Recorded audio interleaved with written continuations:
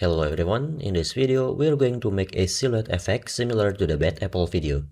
And of course, you also be able to customize the silhouette color to suit your preference. Okay, how are we going to do this? So first we're going to set up the scene and the render engine, then the character material so they can transition into silhouette. After that, we set up the view layer path for the silhouette node, and also we prepare the workspace for the compositor. And finally, we add the silhouette effect node for the character material and the compositor node. Alright, that's it. Let's go. Alright, first make sure you're using the EEVEE render engine. You don't really need to enable ray tracing if your scene only uses a silhouette effect. However, if your scene includes other objects or effects besides the silhouette, you can enable it. As you can see, I already have a camera, a simple plane, and a sample character in the scene. You don't need to change any of the camera settings. However, for the plane material, we need to set the render method to blend. So select the plane object, then go to the material here, click the settings, and then change the render method to blend. So these settings will allow the character silhouettes to appear in front of the plane later on, even if the plane is physically positioned in front of the character. Oh, also the plane is using a default principle BSDF material, but feel free to experiment with the other surface material node too. For the character's materials, every visible part that contributes to the character's outer silhouette should use the deterred render method. But for the internal details or parts that already covered by the deterred materials can use any other method. So, for example, my character's face and hair should use the deterred render method because they define the overall silhouette. However, facial details such as the eyebrows, nose line, teeth, lower eyebrows, and other internal features, they can use the blend or deterred render method because they are already contained within the silhouette created by the hair and face. So yeah, that's basically it.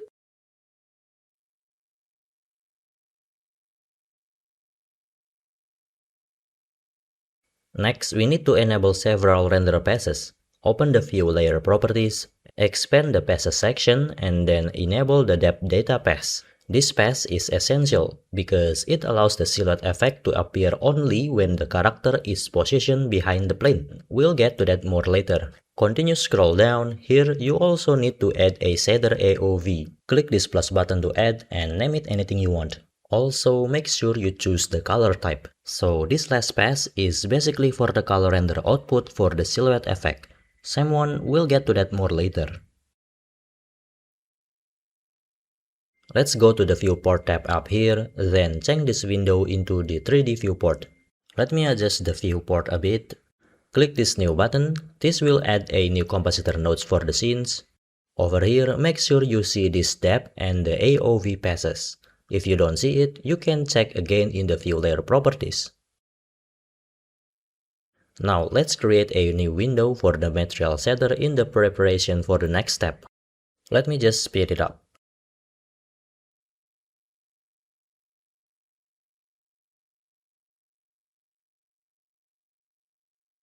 Alright, next is go to the viewport setting up here. You will see the compositor setup. This setup allows the 3D viewport to display the compositor change in real time.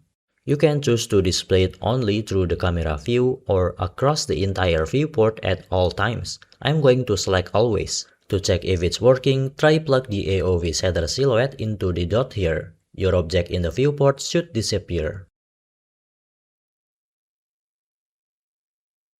Okay, so why is the silhouette shader AOV not showing any result? Well, first let's add an AOV output node to one of the character's materials. As you can probably tell from the name, the shader AOV requires its own output from the material. The same applies when adding multiple AOVs, regardless of their type. Now, let's select the silhouette in the AOV output node. You should see parts of the material begin to display color. You see, the input for the node is a color. You can just use ordinary color, or you can also use some shader to RGB color for it. Personally, I will use emission shader with the shader to RGB color, and of course, feel free to experiment.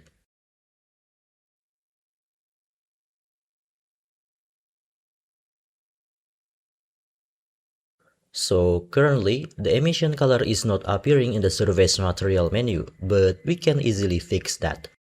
First, let's add a color and name it silhouette color.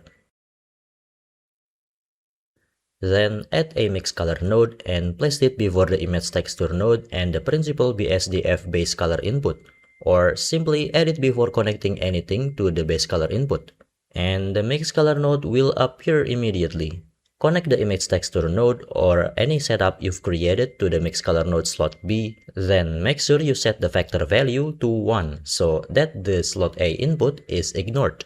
Now, to make the emission color appear for the silhouette AOV output, connect the silhouette color to the mix color node slot A input. This color is not gonna be used for the principal BSDF, but it is connected only so the silhouette color appears in the menu through the mix color node we added. Then we can just connect the silhouette color to the emission color.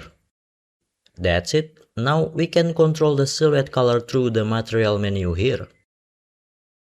Also, don't worry, this won't affect the regular material output from the principal BSDF.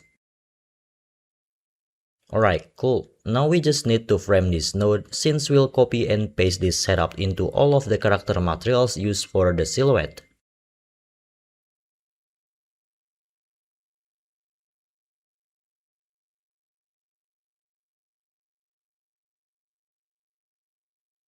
Alright, let's copy this silhouette frame. Honestly, there is nothing special, but let me just quickly show you how I do it.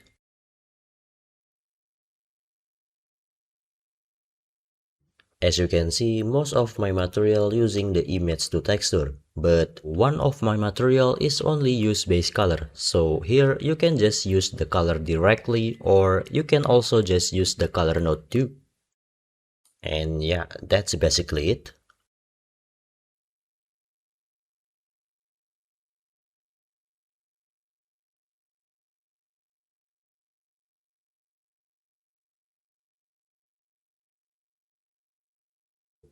Now let's focus on the Compositor node. Let's combine the silhouette render layer with the default image. You see, both of them are yellow dot, which is color output, so we can just use mix color node to combine them. And then there is vector value. This guy is a float value, so 0 value is for the default image render and 1 is for the silhouette. That 0 and 1 value is based on where we plug the input. So slot A is for the 0 value and 1 is for the slot B. We just want to make the character appear as the silhouette, but the plane is as the default image render or white color. So that means we need a vector float value that have black color for everything as the default image and white color for the silhouette. Luckily, we already have that kind of data, so we can just use the silhouette color output alpha. As you can see, it fit what we needed. Now connect it to the vector input and you will see this kind of result. And there is some color in the edge of the silhouette outside the plane. Don't worry, that is normal. We'll fix that later. Okay, so before we make the silhouette appear only behind the plane, we first need to make an effect similar to depth of field effect. We're going to use it as the base later. For this, we can use the depth path value. Let's try plug it in.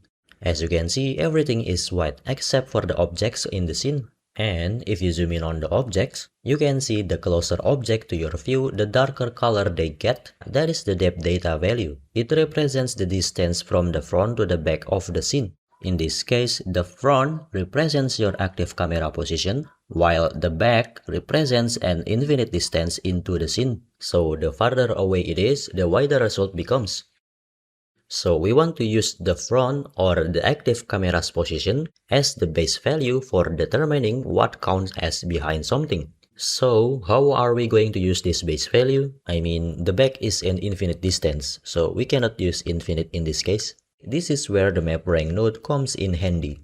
This node is used to remap a rank of values to any other rank you specify. So we want to use the front or the active camera position into the map rank node. First, let's check the camera's current position through the object properties. As you can see, my camera Y position is around -3 meter. Why am I using the Y position? Well, because my depth value runs along the Y axis. So yeah, you can check your gizmo to see which axis represents the front to back direction in your scene. It could be the X axis or maybe the Z axis.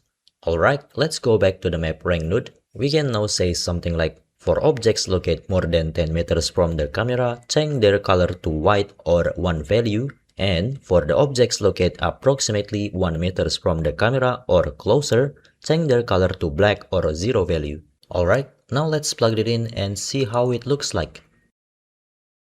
Now, if we move the Y position camera closer to the plane, around 1 meter distance, the plane should turn black or 0 value. And if we move the camera further away until the distance is around 10 meters, the plane should turn white or 1 value. You see, now we got output of 0 and 1 from our map rank node. That's the correct format for our vector input in the mix color node.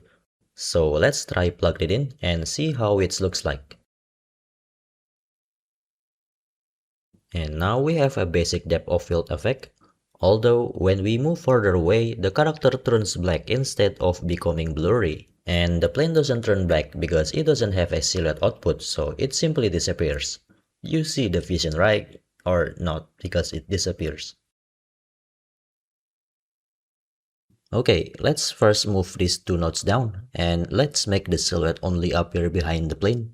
To do that, we need a mixed color vector that have 0 value or black color behind the plane and 1 value or white color in front of the plane. We can use our map rank node. Currently, the plane is darker than the character. It's close to what we need, we just need to narrow down their interpolation range. And to do that, you might already know, to modify interpolation, we can just use color ramp. Then just move the handles. Make the plane color white and black for the character. Next, we just need to multiply mask cut the silhouette alpha and the color ramp result. So remember the pixel where the plane and the character hand behind it when I plug the color ramp result? It's white, right? So the value is 1. Then when I plug the silhouette alpha result, everything is black or 0 value, except for the character silhouette, it's white or 1 value.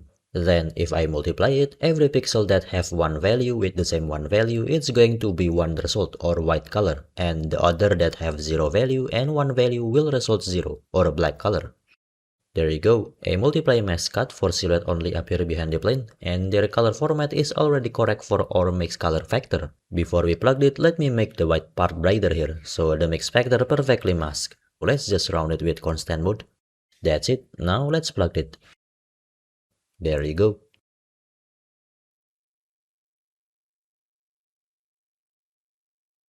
Now to make it looks like bad apple effect, we just need to add 1 more mix color node but with silhouette alpha vector. The concept is pretty much the same, so let me just quickly show you.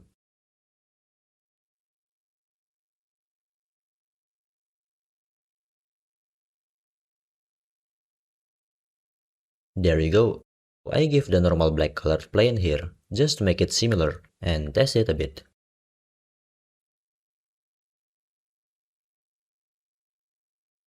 Currently, we cannot modify the silhouette color separately like the other part, but if you want to do that, you can just add 1 more silhouette IOV shader the same way. If you test it with other object, it should be no problem, as long as you don't use the blend render method or giving the same AOV output node, but still, feel free to experiment. One more thing, you might encounter this kind of problem. If the character have animation and move outside the range of map rank node, we can just give the depth output and offset value with subtract or add. So this can be useful if you decide to animate the camera movement too.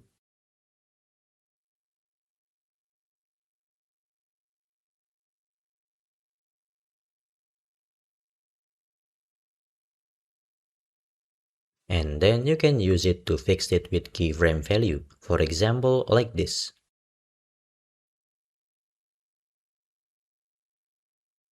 Alright, so that's all from me. I hope you learned something new. Thanks for watching and cheers! A huge thank you to my amazing Patreon supporters. You're basically keeping the lights on and the questionable decision going. Hey, yeah, but seriously though, I really appreciate you guys. Thank you so much.